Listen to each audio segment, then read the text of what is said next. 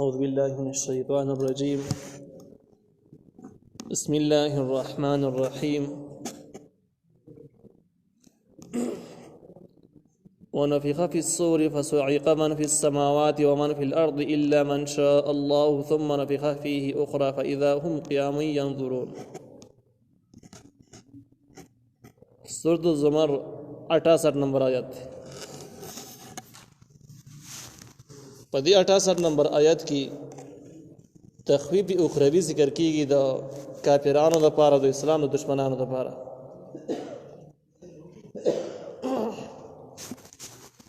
یعنی د آخرت یره د هغه چا د لپاره ذکر کیږي چې کوم خلک د دین دشمنان پاتې شوي دي، مجرمان دي. الله تعالی ونفخ فی الصور، او پکې به وشي په شپېلۍ کې د قیامت احوال دي. فصعقان بیهوش بشي من فی السماوات، هغه څوک چې په اسمانونو کې دي فرشتي، ومن او هغه څوک په الارض چې په ځمکه کې دي ټول مخلوق، الا من شاء الله، بغیر د هغه چا نه چې الله یې وغواړي هغه بیهوش کېږي نه. صعقه د دې معنی د بیهوش کېدل. نو کوم انسانان چې په دنیا کې موجود دي یا فرشتي دي او ژوندي به دغه ټیم کې دا بیهوش شي او د بیهوشۍ نه بعد به مړه شي. او چې کوم روحونه دي نو روحونه به هم بیهوشه کېږي. چې کوم خلک مړ روحاني طور موجود دي هغه روحونه به هم بیهوشه شي بغیر د هغې چا نه چې الله یې وغواړي هغه بیهوشه کېږي نه. نو کم کسان به الله وغواړي بیهوشه به نه به دغه ټیم کې، او نه مرګ به دغه ټیم کې ولې نه راځي. نو د یو روایت نه معلومیږي چې د دې نه مراد څلور فرشتې ته مراد دي. دا به د ټیم کې به دغه شاته خپل حال باندې وي. نورې فرشتې به وفات شي، بیهوش شي، وفات څور فرشتې داسې دي دا به ژوندي او په هوش کې وي. هغې کې به یو جبرائیل علیه السلام، عزرائیل علیه السلام، میکائیل علیه السلام، اسرافیل علیه السلام، دا به ژوندي. خو د دې نه بعد به دا هم وفات شي. خو دې اولنۍ شپېلۍ کې به دا ژوندي، وروسته وفات کېږي. د دې نه علاوه هغه فرشتې به هم په دې ټیم کې لا موجودي، ژوندی به چې کم عرش نه تیر چاپېره ولاړې دي، د عرش د خدمت دپاره ولاړې دي. نو دا به هم په دې ټیم کې ژوندی، وروسته به دا هم وفات شي، هېڅوک پاتې نه شي. صرف د الله تعالی ذات به ژوندی موجود به وي، او باقي ټول ساه لرونکي به دغه شان دنیا نه رخصت شي، وفات به شي. ثم نفخ فیه اخرى، بیا به پکې وشي په دې شپېلۍ کې به دویم ځل باندې.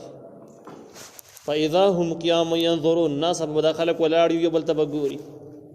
ينظرون ګوري یو بل ته، یعنی یا تیر چاپېره سره چې کله یو ناشنا ځګن ته لاړ شي، یو ناشنا هیبتي کار وشي، نو خلکو سړي باندې هیبت راشي، نو سړي د خولې نه خبرې نه راخېږي، خو بس تیر چاپېره حیران ګوري. نو دوی هم دغه شانته کې دویم شپېلۍ نه بعد به را ژوندي شي، قبرونو نه به راوځي او حیران به ګوري اخوا دېخوا چې دا څه. واشرقت الارض بنور ربها، او روخانه بشي ځمکه به نور د رب خپل باندې. د الله تعالی نور چې کوم دی د ځمکه به روخانه کړي. دا کنایه د دې خبرې نه چې الله تعالی به د خپل شان مطابق د ځمکې ته راشي، د پیسرو او د حساب کتاب دپاره ځمکې ته به راشي، څنګه د الله تعالی د شان سره مناسب وي هماغه شان، بغیر د تشبیح نه چې داسې به هغسې به هغسې نه. او وضع الکتابو کې به ښودلی شي عملنامې به ټول راوړلی شي، کې به ښودلی شي څومره عملنامې چې د انسانانو موجود دي. وجیء بالنبیین، او را به وستلی شي پیغمبران، والشهداء، یو نور ګواهان، ټول ګواهان به حاضر شي. عملنامه د سر د ګواهانو به دا موجود شي، پیغمبران په خپل به ګواهانو کې شامل دي. او دغه شان کې والشهداء، نور ګواهان به نورو ګواهانو کې فرشتې پکې شامل دي، دا ګواه دي. د انسان خپل اندامونه ګواه دي، ځمکه ګواه ده، کوم ځمکه باندې چې کوم کار شوی دی هغه ځمکه به راځي ګواه به کوي. نور آیاتونو نه دا ثابت دي. نو وضع الکتابو کې به ښودلی شي عملنامه، وجیء بالنبیین، او را به وصلی شي پیغمبران، والشهداء، یو نور ګواهان چې په دغه عملنامه کې سلیک دي چې په دغه باندې ګواه هم وکړي. وقضی بینهم، او فیصله به وشي په منځ د خلکو کې بالحق، په حق سره. وهم لا یظلمون، په دې خلکو به هېڅ ظلم نه کېږي. ظلم دې ته ویل کېږي چې چا نیک اعمال ډېر کړي دي او اجر یې کم ملاوي چې دا به ظلم وي چې ګناهونه لږ کړي خو سزا به ډېره تېروي دا ظلم دی نو داسې به نه وي چا چې څومره اعمال کړي د هغې بدله به خامخا موني چا چې څومره ګناه کړله هم د هغې سزا به تېروي ډېره به نه تېروي ووفیت او پوره به ورکړه شي کل نفس هر یو کس ته ما هغه څه عمیله چې دوی کړي دي چې څه یې کړي هماغه بدله به ورته میلاو شي وهو اعلم دا الله ډېر ښه پوهېږي بما په هغه څه باندې یفعلون چې دا خلک یې کوي دا جواب دی سوال چې د دومره ډېرو مخلوقاتو او د انسانانو د پیریانو دا به څومره مقدار باندې او د دې سره داسې برابر حساب کول چې هېڅ ظلم ورسره ونه شي بیخي د انصاف فیصله ورسره وشي دا خو ډېر ګران کار دی دا به سړی معلوموي څنګه چې د دې عمل څومره دی ښه عمل یې څومره دی بد عمل یې څومره دی دا به دومره شماري څوک دا غټ مخلوقات دي د هغې جواب وشي چې ته په انسانانو مقیاس کوه انسان یې نه شي الله یې شي وهو اعلم الله ډېر ښه پوهېږي په هغه څه باندې چې دې خلک یې کوي الله ته معلوم دي ته چې ته ته چې ګران ښکارېږي دا به نسبت د انسانانو باندې ګران دي به نسبت د الله تعالی باندې هېڅ ګران نه دي وسیق الذین او وبشړلی شي هغه کسان کفرو چې کافران دي الی جهنم جهنم ته زمره ډلې ډلې کافران به جهنم طرف ته وشړلی شي سیق چې کوم دی ساق یا سیق سیقا دا شړل ته ویل کېږي چې د سنه ته وروسته شي او هغه مخکې او ته شړي په زور یې شړي لکه د سهار ونه سره شاته روان دی او شړي مخکې دا سایق شو او دې عمل ته سیق ویل کېږي او چې کله دې مخکې شي او ځان پسې راکاږي نو دې ته قائد ویل کېږي قیادت ته ویل کېږي نو کافرانو نو پرشتي وروسته د اور چابکونه به ورسره یو جهنم طرف ته به شړي زمرن ډلې ډلې دا ډلې ډلې په دې اعتبار سره چې کافرانو مجرمانو عملونه مختلف دي څوک به د شرک په ګناه کې نیولی شوی چا به د شرک سره سره زنام کړي چا به سره قتل کړی چا به نور ظلمونه ګناهونه کړي نو چې کومه ګناه کړي د هغې ګناه په ډله کې به دی روانې چې څومره یې ګناه سیواره دومره به د جرم قصه سیوای نو د هغې به جدا ډله جوړېږي او څومره چې ګناه او جرم کم دی هغې صاحب به اوبال کمي نو ډله د به بله ډله جوړېږي د دې هغه خلکو په ډله کې به دا شامل شي چې جرمونه یې کمي په دې اعتبار سره به د کافرانو نه مختلفې ډلې جوړې شي حتی تر هغې پورې اذا جاؤها تر دې چې راورسېږي د جهنم ته دا ډلې ډلې خلک به جهنم ته راورسېږي فتحت نو کلاو به شي ابوابها دروازې د جهنم دروازې به ته کلاو شي فرشتې به ته کلاو کړي وقال لهم او به وایي دوی ته خزنتها دروانچې د جهنم پر دروازو چې کومې فرشتې ولاړې دغه فرشته به ورته ووایي دې خزانه وایي نو د جهنم کم دروانچیانې چې دروانچیانې فرشتې دي چې پر دروازو یې کمې فرشتې ولاړې دي هغه به ورته ووایي دا زیات ذلیله کولو او ملامتولو دپاره به ورته ووایي الم یأتکم رسل منکم آیا نو راغلي تاسو ته پیغمبران چې ستاسو نه یعنې ستاسو غونده کې انسانان تاسو ته پیغمبران نو راغلي یتلونه چې تلاوت کړي وي علیکم په تاسو باندې آیات ربکم آیاتونه در خپل وینذرونکم تاسو یرولي وي لقاء یومکم هذا د ملاقات د ورځې ستاسو چې دا ورځ ده د څوک نه و چې دې ورځې نه یرولي وي او سمه لارې ته ښولي وي د الله تعالی احکام ته بیان کړي وي چې داسې عمل کوئ او داسې مه کوئ قالوا دوی ورته وایي بلا ولې نه ولكن حقت کلمة العذاب على الكافرین لیکن ثابت شوی و وینا د عذاب په کافرانو باندې یعنی اقرار به وکړي چې دغه شان پیغمبران راغلي دي خپله خواري خپله ذمواري سنبال کړې ده لیکن موږ پې عمل ونه کړو او موږ ورته د سره غوږ کېنښودو اوس د الله تعالی وینا په موږ باندې ثابته شوې ده چې د کافران دي جهنمیان دي نو اوس زموږ په دې کې نور اخوا لاس نه رسي نو چې کله دوی د خپل جرم اعتراف او اقرار وکړي نو قیل ادخلوا ورته به وویل شي داخل شئ